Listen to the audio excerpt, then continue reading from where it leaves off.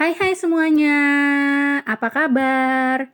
Kali ini aku akan bercerita tentang cerita rakyat tentunya yang berjudul Lutung Kasarung dan Purbasari.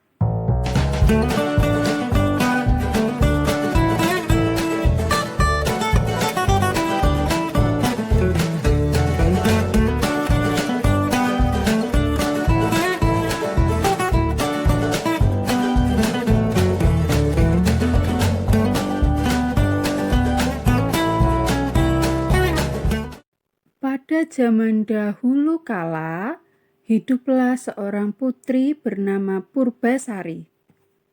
Dia merupakan anak bungsu dari Prabu Tapa Agung yang merupakan raja kerajaan Pasir Batang. Purbasari memiliki 6 orang kakak perempuan, yaitu Purbararang, Purbadewata, Purba Endah, Purba Kancana, Purba Manik, dan Purbalei. Purbasari sangat baik sifat dan kelakuannya. Dia lembut, manis budi, dan suka menolong. Siapapun juga yang membutuhkan pertolongan, dengan senang hati dibantunya. Selain hatinya yang elok, Purbasari juga memiliki paras yang cantik dan rupawan. Setiap orang yang melihatnya pasti jatuh hati pada pandangan pertama. Sayangnya, kakak sulungnya Purbararang itu tidak seperti Purbasari. Walaupun Purbararang cantik, tetapi dia sangat kasar, sombong, kejam, dan iri hati kepada siapapun. Selama bertahta dalam waktu yang cukup lama, Prabu Tapa Agung berniat turun tahta. Telah dipikirkan masak-masak bahwa untuk melanjutkan kepemimpinannya, dia akan menunjuk Purbasari. Sang Prabu telah mengamati selama puluhan tahun bahwa Purbasari adalah sosok yang pantas menggantikannya, bukan Purbararang, walaupun Purbararang adalah anak sulungnya. Pemikiran dari Sang Prabu yang bijaksana ini, terutama karena sifat dan perilaku anak sulungnya yang buruk. Prabu Tapa Agung khawatir jika Purbararang menjadi ratu, maka ketentraman dan kedamaian kehidupan rakyatnya akan terganggu dan bahkan bisa menjadi rusak akibat kepemimpinan Purbararang yang memiliki sifat yang sangat buruk.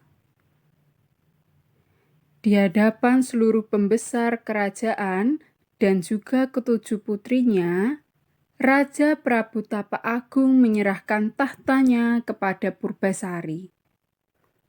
Prabu Tapa Agung lantas meninggalkan istananya untuk memulai hidup baru sebagai pertapa. Purbararang sangat marah luar biasa mendapati tahta kerajaan Pasir Batang diserahkan kepada adik bungsunya dan tidak kepada dirinya. Maka berselang 1 hari sejak penobatan Purbasari menjadi Ratu Kerajaan Pasir Batang, Purbararang menghubungi Indrajaya, tunangannya. Keduanya kemudian meminta bantuan nenek sihir untuk mencelakai Purbasari. Nenek sihir jahat memberikan boreh. Boreh itu zat berwarna hitam yang dibuat dari tumbuhan. Kemudian nenek sihir itu berkata, "Semburkan boreh ini ke wajah dan seluruh tubuh dari Purbasari." Purbararang segera melaksanakan pesan dari si nenek sihir. Boreh itu disemburkan ke wajah dan seluruh tubuh Purbasari. Akibatnya, di seluruh tubuh Purbasari bermunculan bercak-bercak hitam yang mengerikan. Dengan kondisi tersebut, Purbararang memiliki alasan untuk mengusir Purbasari dari istana.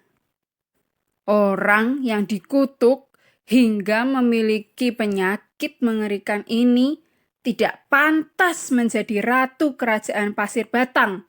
Sudah seharusnya dia diasingkan ke hutan agar penyakitnya tidak menular, kata Purbararang.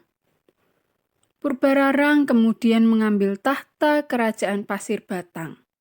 Dia memerintahkan Uak Batara yang merupakan penasihat istana untuk mengasingkan Purbasari ke hutan.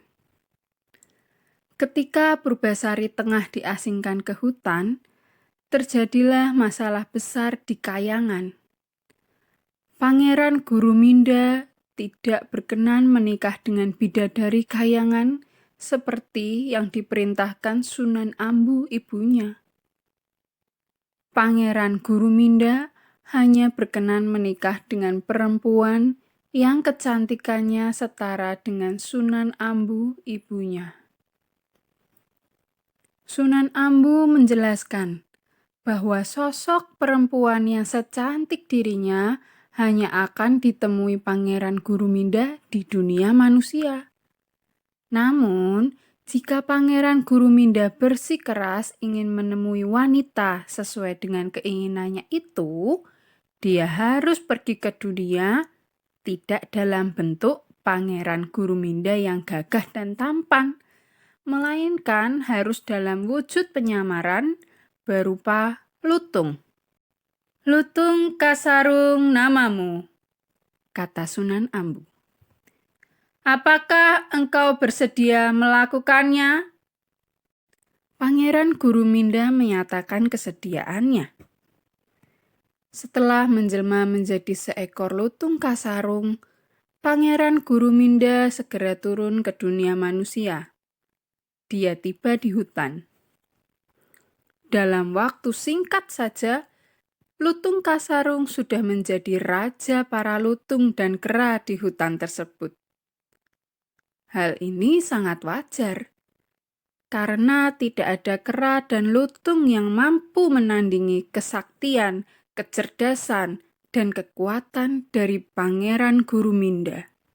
Lutung Kasarung mengetahui keburukan dan kekejaman dari Purbararang yang bertahta sebagai ratu di kerajaan Pasir Batang. Lutung Kasarung atau Pangeran Guruminda benar-benar ingin memberi pelajaran kepada ratu yang kejam tersebut.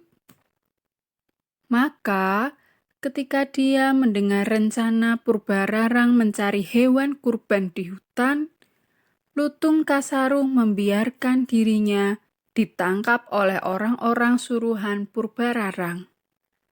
Sebelum dijadikan hewan kurban, Lutung Kasarung tiba-tiba mengamuk dan menimbulkan kerusakan di istana Pasir Batang. Para prajurit kerajaan Pasir Batang yang berniat menangkapnya dibuat tidak berdaya.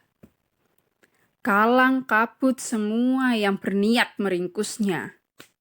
Lutung Kasarung sepertinya menunjukkan permusuhan dengan semua prajurit kerajaan Pasir Batang. Melihat kondisi prajuritnya yang terus terdesak, Purbararang meminta Uak Barata untuk menjinakkan Lutung Kasarung. Anehnya, saat Uak Batara maju ke medan laga, Lutung Kasarung seperti tidak berniat menyakiti Uak Batara. Bahkan saat Uak Batara menangkapnya, Lutung Kasarung tidak melawan. Purbararang segera meminta Uak Batara membuang Lutung Kasarung ke hutan di mana Purbasari diasingkan.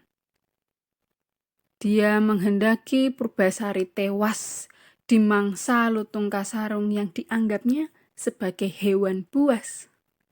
Uak Batara membawa Lutung Kasarung ke hutan di mana Purbasari diasingkan.